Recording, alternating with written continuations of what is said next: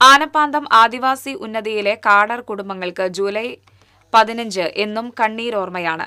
2005 ആ കറുത്ത ദിനത്തിൽ വനത്തിനുള്ളിൽ നിന്ന് കുത്തിയൊലിച്ചെത്തിയ മണ്ണും വെള്ളവും 2 ജീവനുകളാണ് അന്ന് കവർന്നെടുത്തത്. വെള്ളിക്കുളങ്ങരയ്ക്ക് കിഴക്ക് 17 കിലോമീറ്റർ അകലെ ഉൾവനത്തിലുള്ള ആനപ്പാന്തമുന്നതിയിൽ അന്ന് കാടാർ വിഭാഗക്കാരായ 56 കുടുംബങ്ങളാണ് താമസിച്ചിരുന്നത്. കാട്ടിൽ നിന്ന് വനവിഭവങ്ങൾ ശേഖരിച്ച് ഉപജീവനം നടത്തിവന്നിരുന്ന ആദിവാസി കുടുംബങ്ങളുടെ ജീവിതം ഇരുട്ടി വെളുക്കും മുൻപേ മാറ്റിമറിച്ചത് 2005 ഉരുൾപൊട്ടലാണ്.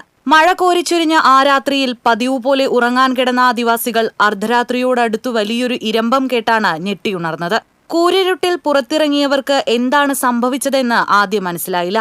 ഉരുൾപൊട്ടലിൽ മലയിൽ നിന്ന് കുത്തിയൊലിച്ചെത്തിയ കല്ലും മണ്ണും 2 ജീവനുകൾ കവർന്നെടുത്തതായും ഏതാനും വീടുകൾ തകർത്തെറിഞ്ഞതായും വൈകാതെ അവർ മനസ്സിലാക്കി.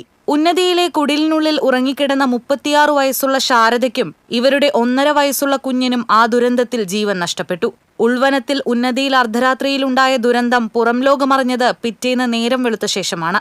ദുരന്തത്തെ തുടർന്ന് കോടശ്ശേരി പഞ്ചായത്തിലെ മാരാങ്കോട് കശുമാവ് തോട്ടത്തിനോട് ചേർന്നുള്ള വനഭൂമിയിൽ ഉന്നതിയിലുള്ളവരെ പുനരധിവസിപ്പിക്കാനായി അന്നത്തെ സർക്കാർ പദ്ധതി തയ്യാറാക്കിയെങ്കിലും എതിർപ്പിനെ തുടർന്ന് നടപ്പായില്ല.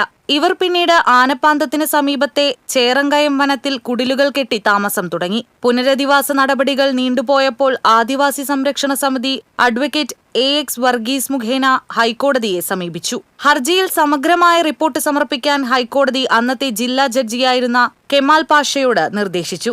ഒടുവിൽ ശാസ്താംപൂവം വനപ്രദേശത്ത് വീടും ഭൂമിയും നൽകി പുനരധിവസിപ്പിക്കാൻ സർക്കാർ നടപടിയുണ്ടായി. അടിസ്ഥാന സൗകര്യങ്ങളെല്ലാം ഘട്ടം ഘട്ടമായി നടപ്പാക്കിയതോടെ കേരളത്തിലെ മികച്ച ജീവിത സാഹചര്യമുള്ള അപൂർവം ആദിവാസി ഉന്നതികളിലൊന്നായി ശാസ്താപൂവം കാടാർ ഉന്നതി ഇന്നു മാറിയിട്ടുണ്ട്.